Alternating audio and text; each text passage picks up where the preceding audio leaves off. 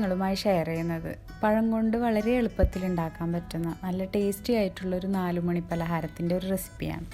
ഇതിനായി നമുക്ക് ഒരുപാട് ഇൻഗ്രീഡിയൻസ് ഒന്നും ആവശ്യമില്ല. ഇതിൻ്റെ മെയിൻ ഇൻഗ്രീഡിയൻസ് മുട്ടയും പഴവും അതുപോലെ തന്നെ ബ്രെഡുമാണ്. അതിനായി ഞാനിവിടെ ആദ്യം തന്നെ ഒരു ബൗൾ എടുത്ത് വെച്ച് അതിലേക്ക് 2 മുട്ട പൊട്ടിച്ചൊഴിക്കുന്നുണ്ട്. കുട്ടികൾക്കൊക്കെ ഒരുപാട് ഇഷ്ടപ്പെടുന്ന ഒരു സ്നാക്ക് തന്നെയാണിത്. അതുപോലെ തന്നെ കുട്ടികൾക്ക് നമുക്ക് ടിഫിനായിട്ട് കൊടുത്തു വിടാനും അതുപോലെ ഇനി എളുപ്പത്തിലൊരു ബ്രേക്ക്ഫാസ്റ്റ് ആയിട്ട് ഉണ്ടാക്കാനും പറ്റുന്നൊരു റെസിപ്പിയാണ് ഞാനിവിടെ ഷെയർ ചെയ്യുന്നത്. ഇനി ഈ ബൗളൊന്ന് നമുക്ക് സൈഡിലോട്ട് മാറ്റി വെക്കാം. അതിനുശേഷം ഒരു മിക്സിയുടെ ജാറെടുത്ത് അതിലേക്ക് 3 ബ്രെഡ് ഇട്ട് ഒന്ന് പൊടിച്ചെടുക്കാം.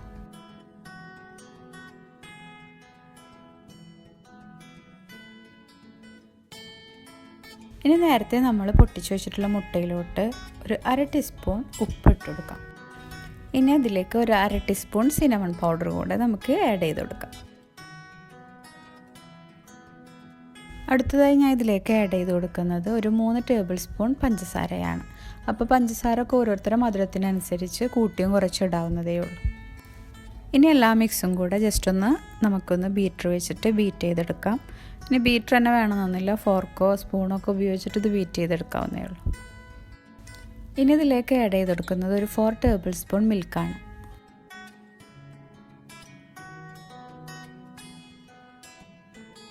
ഇനി ഇതിലേക്ക് ആഡ് ചെയ്ത് കൊടുക്കുന്നത് ഒരു ടേബിൾ സ്പൂൺ ഓയിലാണ്. ഓയിൽ ആഡ് ചെയ്യുന്നത് ഇഷ്ടമില്ലെങ്കിൽ മെൽറ്റ് ചെയ്തിട്ടുള്ള ബട്ടർ ആഡ് ചെയ്ത് കൊടുത്താലും മതി.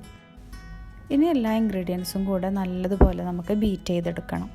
ഇനി ഈ ബീറ്റ് ചെയ്തതിലേക്ക് നമുക്ക് നേരത്തെ നമ്മൾ തയ്യാറാക്കി വെച്ചിട്ടുള്ള ബ്രെഡ് ക്രംസ് ഉണ്ടല്ലോ, അത് ഇതിലേക്ക് ആവശ്യാനുസരണം ഇട്ട് കൊടുക്കാം. എഗ്ഗിൻ്റെ മിക്സിലോട്ട് ഞാനൊരു total 7 table spoon bread crumbs ഇട്ട് കൊടുക്കുന്നുണ്ട്. ഈ ബ്രെഡിൻ്റെ പൗഡർ ഇട്ട് കൊടുക്കുമ്പോൾ കുറേശ്ശെയായി ഇട്ട് കൊടുക്കുക. അതിനുശേഷം മിക്സ് ചെയ്ത് അതിൻ്റെ ആ ഒരു കൺസിസ്റ്റൻസി ഒന്ന് നോക്കണം.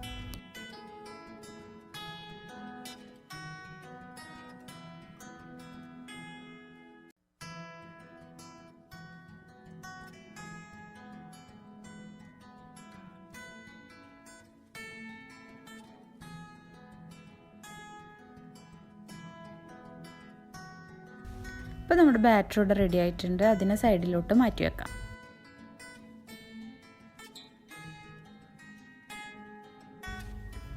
പിന്നെ ഒരു ഫ്രൈ പാൻ എടുത്ത് അതിൽ കുറച്ച് ബട്ടർ തേച്ച് കൊടുത്ത് അതിന് മീതെ കുറച്ച് ഷുഗർ ഒന്ന് വിതറി കൊടുക്കാം.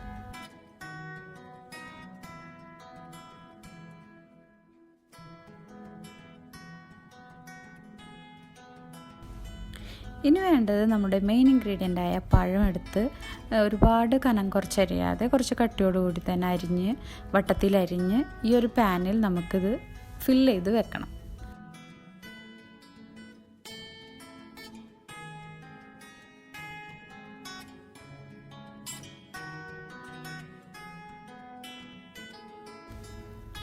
അതിനുശേഷം നമുക്ക് നേരത്തെ തയ്യാറാക്കി വെച്ചിട്ടുള്ള ബാറ്ററിൻ്റെ മേലേക്ക് ഒഴിച്ചു കൊടുക്കാം. ഇതെല്ലാം ഒഴിച്ചു കൊടുത്ത് സെറ്റായതിനു ശേഷം മാത്രം നമുക്ക് ഗ്യാസ് കത്തിക്കുന്നതാണ് നല്ലത്.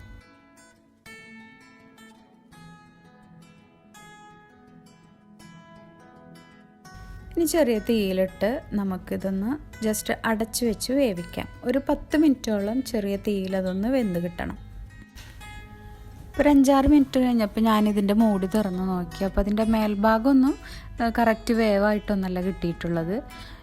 പക്ഷേ അടിഭാഗം നമുക്ക് ജസ്റ്റ് ഒരു സ്പാച്ചുല വെച്ച് നോക്കുമ്പോൾ അടിഭാഗം കറക്റ്റ് വെന്ത് വന്നിട്ടുണ്ട്. അപ്പോൾ നമുക്കിനി നെക്സ്റ്റ് അത് മറിച്ചിട്ട് വേവിക്കണം. അപ്പോൾ ഇതുപോലെ തന്നെ ഇത് കിട്ടാൻ വേണ്ടിയിട്ട്, അല്ലെങ്കിൽ നമ്മൾ ചിലപ്പോൾ മറിച്ചിടുമ്പോൾ ഇത് കഷ്ണമൊക്കെ ആയി വരും. അപ്പോൾ അതിന് വേണ്ടി ഞാൻ വേറൊരു ഫ്രൈ പാൻ എടുത്ത് അതിലേക്ക് കുറച്ച് ബട്ടർ തേച്ച് കൊടുത്തിട്ട് മറിച്ചിട്ട് ആ ഒരു ഫ്രൈ പാനിലാണ് ഇത് വേവിച്ചെടുക്കുന്നത്. അപ്പോൾ ഇതിൻ്റെ ഒരു സൈഡ് നല്ല പാകമായി കിട്ടിയിട്ടുണ്ട്. പഴമൊക്കെ നല്ലതുപോലെ ഒന്ന് മുരിഞ്ഞ് കിട്ടിയിട്ടുണ്ട്.